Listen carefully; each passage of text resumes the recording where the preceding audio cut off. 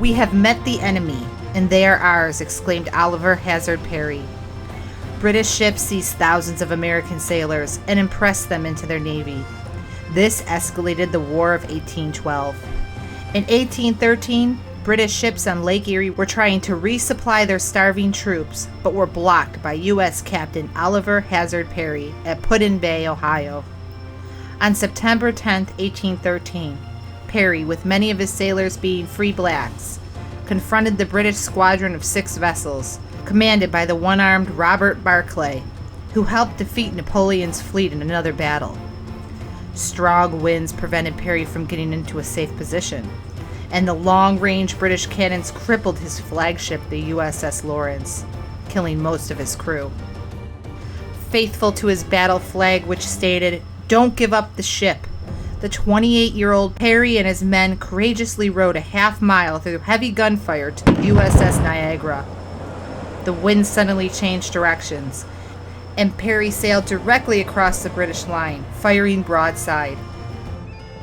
After another 15 minutes, the smoke cleared to reveal that all of Barclay's ships had been disabled. This was the first time in history that an entire British naval squadron had surrendered. As a result, the British abandoned Fort Malden.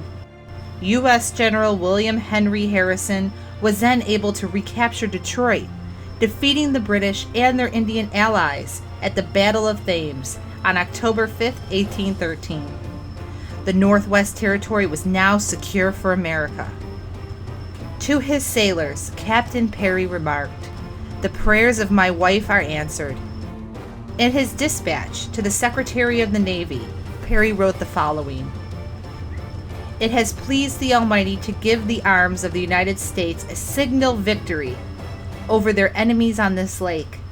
The British squadron, consisting of 2 ships, 2 brigs, 1 schooner, and 1 sloop, have at this moment surrendered to the force of my command after a sharp conflict."